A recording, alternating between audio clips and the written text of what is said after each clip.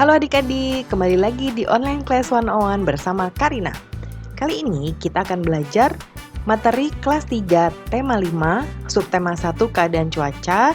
Yang akan kita pelajari adalah materi pembelajaran 4 bahasa Indonesia.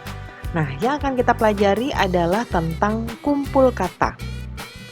Ini di buku tema adik-adik ada di halaman 26 dan 27.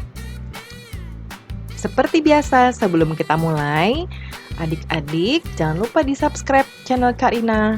Diklik juga loncengnya supaya kalau ada pelajaran baru nanti bisa ada notifikasinya di handphone adik-adik. Kemudian di-like dan share juga ya adik-adik.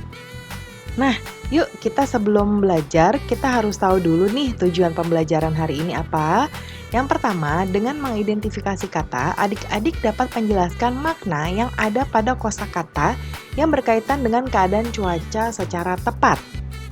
Yang kedua, dengan kegiatan menulis kesimpulan, adik-adik dapat menyusun informasi tulis berkaitan dengan keadaan cuaca secara terstruktur.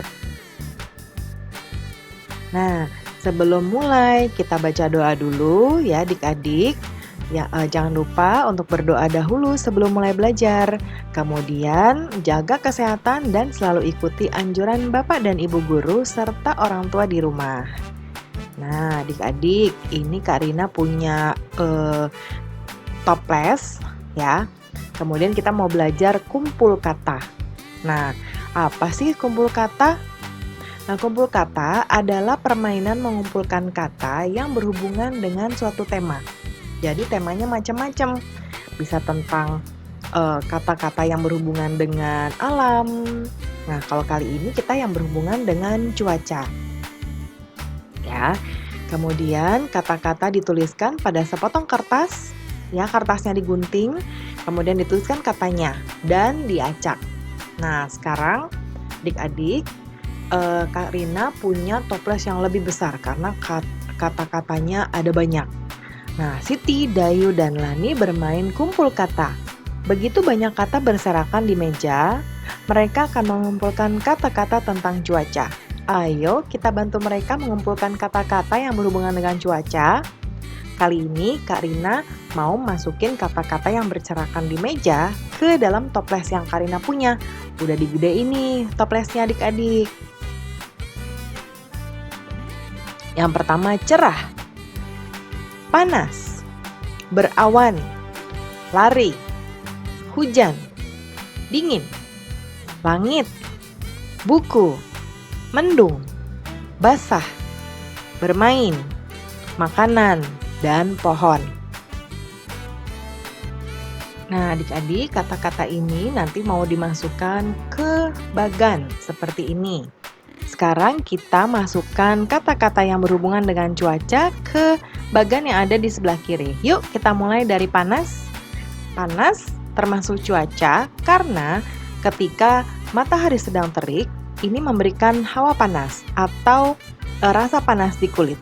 Ya, jadi terasa panas suhunya. Nah, ini kita masukkan ke bagan yang pertama. Berikutnya cerah. Nah, cerah kalau siang hari, langit tidak gelap, kemudian tidak mendung, dan tidak berawan, ini berarti sedang cerah. Nah, ini berarti termasuk ke kata-kata yang berhubungan dengan cuaca. Kosakata yang berhubungan dengan cuaca. Lalu berawan. Nah, berawan ini kalau adik-adik siang-siang cerah, ya. Kemudian di langit biru, ini banyak awannya. Nah, itu berawan. Ya. Nah, ini termasuk cuaca. Kita masukin. Kemudian lari. Lari termasuk cuaca atau bukan ya adik-adik? Nah, lari ini tidak termasuk. Jadi sekarang kita ke hujan. Hujan sudah tentu dong, ini adalah cuaca. Berikutnya mendung. Mendung termasuk cuaca atau enggak ya adik-adik?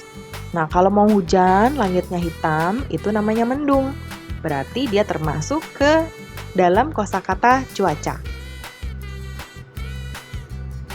Nah, lalu kemudian setelah hujan, biasanya ketika hujan membasahi tanah, keadaan tanah atau sekitar kita menjadi basah.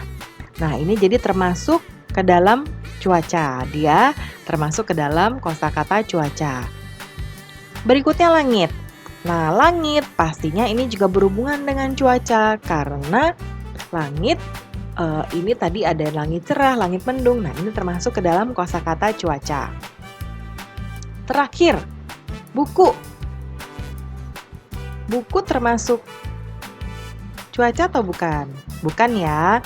Lalu dingin. Nah, kalau hujan malam-malam ini cuacanya dingin, ini termasuk cuaca. Nah, pohon, makanan, bermain, buku, dan lari ini bukan termasuk ke dalam kosakata cuaca.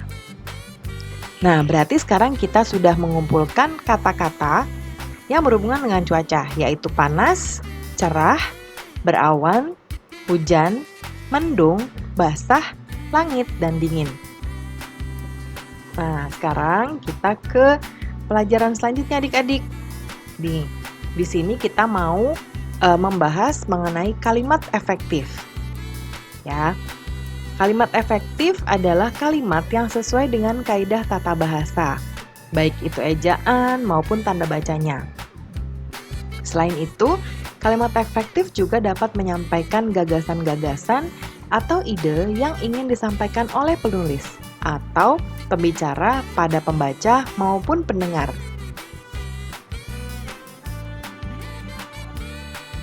Nah, ciri-ciri kalimat efektif yang pertama, memiliki unsur minimal subjek dan predikat. Ya, subjek itu adalah orang yang melakukan sesuatu. Nah, predikat itu adalah sesuatu yang dilakukan oleh subjek. Yang kedua, penggunaan kata tidak boros. Artinya, kata yang bermakna sama tidak diulang pemakaiannya. Ya, jadi tidak diulang-ulang terus pemakaian kata yang ada maknanya. Yang ketiga, memiliki makna yang jelas atau logis. Ya, jadi artinya ada. Ketika kita menyebutkan sesuatu kalimat, ada artinya yang bisa dimengerti oleh pendengar. Contoh kalimatnya seperti apa sih adik-adik? Nah, yang pertama contohnya Benny masuk ke ruang kelas. Subjeknya adalah Benny. Benny melakukan apa? Benny masuk ke ruang kelas. Udin dan Edo menyapu halaman sekolah. Subjeknya Udin dan Edo. Apa yang dilakukan oleh Udin dan Edo? Menyapu halaman sekolah. Nah, ini kalimatnya semuanya ada maknanya ya adik-adik. Contoh berikutnya, Siti sakit sehingga tidak dapat masuk sekolah. Siti sakit sehingga tidak dapat masuk sekolah. Jadi, subjeknya Siti. Kenapa Siti? Siti sakit. Nah, ada kalimat keterangannya. Karena Siti sakit, sehingga Siti tidak dapat masuk sekolah. Jadi kalimatnya digabung menjadi satu. Siswa-siswa berolahraga dengan semangat. Subjeknya siswa-siswa.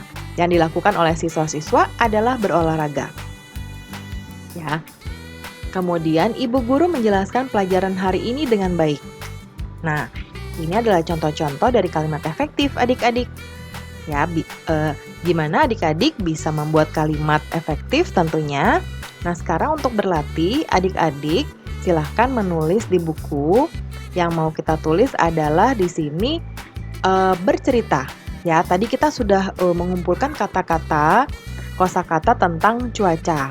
Nah, sekarang adik-adik buat kesimpulan dari pemahaman adik-adik terhadap cuaca tadi. Nah, sampaikan pemahaman tersebut di tulisan di bawah ini ya adik-adik ya. Nah, selama menulis jangan lupa menulis dengan baik, lengkap huruf-hurufnya, struktur kalimatnya juga yang efektif tadi diperhatikan. Huruf besarnya jangan lupa dan jangan lupa untuk sikap menulis yang baik. Ya, jaga jarak antara mata dan buku supaya mata kita tidak rusak. Oke, nah Karina membuat contoh nih adik-adik tentang cuaca. Nanti adik-adik buat sendiri ya, Karina contohin aja. Aku sudah memperhatikan cuaca. Di pagi hari cuaca mendung, namun cuaca bisa berubah menjadi cerah di siang hari. Cuaca bisa diperkirakan dengan memperhatikan unsur-unsur cuaca.